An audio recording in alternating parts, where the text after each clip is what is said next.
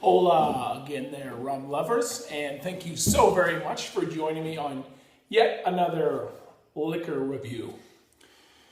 I'm not going to say whiskey review because we're going to stick with the rum theme, trying to get back focused on rum as the summer here in the States winds to a sad end.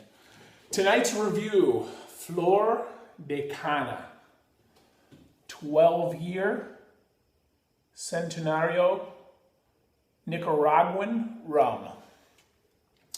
Very excited about this one, guys. Funny story. This one has nothing to do with rum or the review, but I just kind of thought about it when I was bringing this bottle up from the basement. When I was in 4th grade, I was assigned a country to do a report on. My country was Nicaragua. This is before the days of the internet. I spent a ton of time in the library and looking at encyclopedias and wrote this, what I thought was awesome report, right?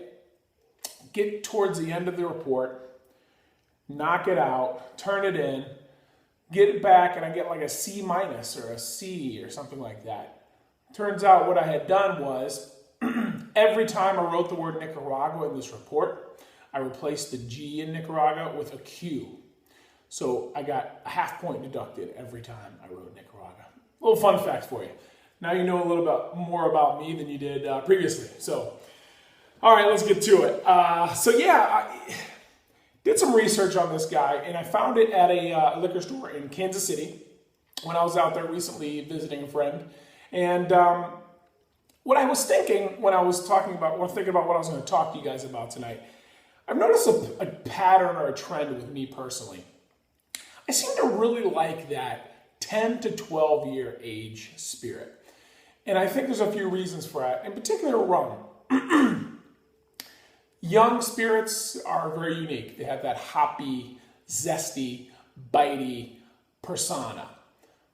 Older than 12, 13, 14 years, they start to get very oaked, very heavy, very deep. I feel like that 12 years is kind of a nice sweet spot. And I started thinking about some other things, whiskeys, rums, you name it, bourbons that I've reviewed.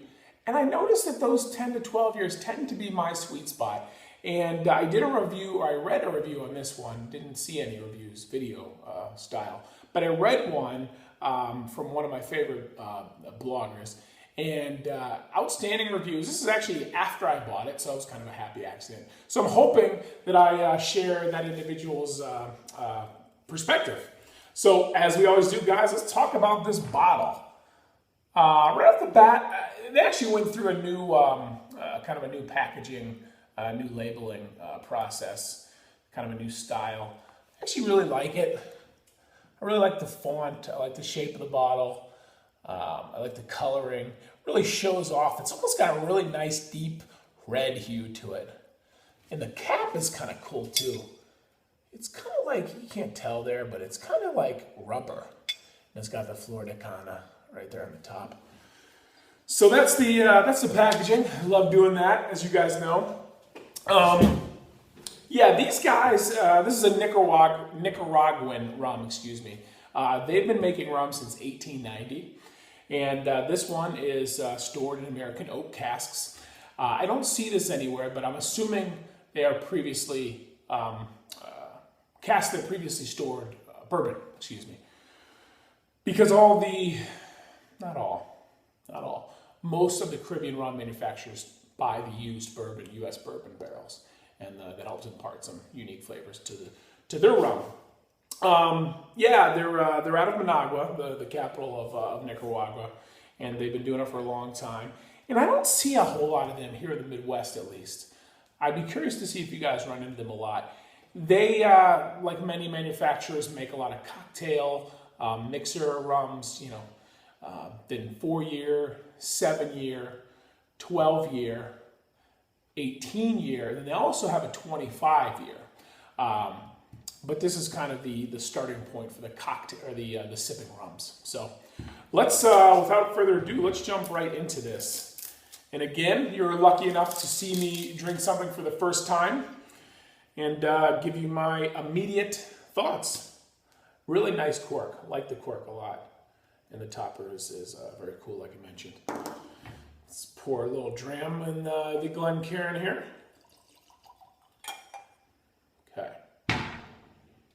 Ooh. Ooh. Great nose. I'm getting an Appleton's nose. Leave this here so you guys can see the bottom. All right. The color, like I said, has kind of got that reddish. Yeah, definitely reddish, almost orange zesty thing going on. Brown sugar, leather, almost like a tobacco look to it.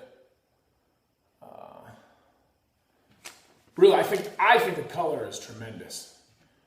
Let's give it a real nose this time. Right nostril. Left nostril. That's about what I would expect from a 12-year nice rum.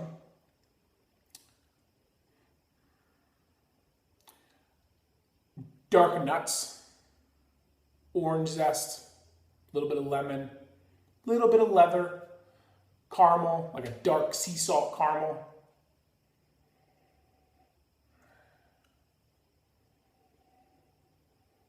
Vanilla, obviously.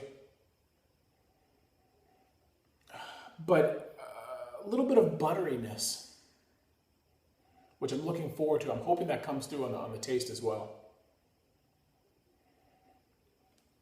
I really like the nose on this. So let's see if this one carries through. Here we go.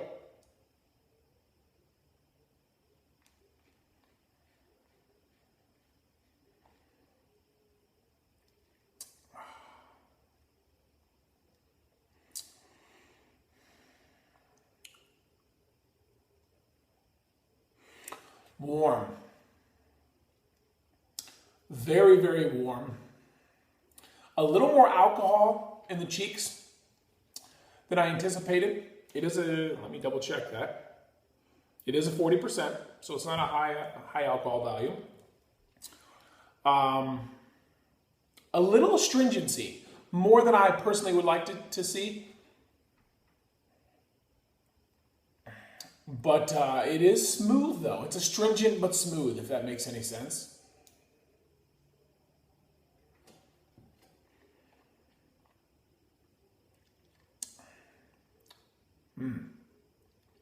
Second taste was a little bit better. Woody, buttery, oily, a little oily. A little bit of almost like a green apple. And I'm almost getting, you know, like in an Irish whiskey or a Scotch, really more so Irish whiskey, you'll almost get like a cut grass. I'm getting like cut grass in here, in the kind of in the olfactory system as I swallow.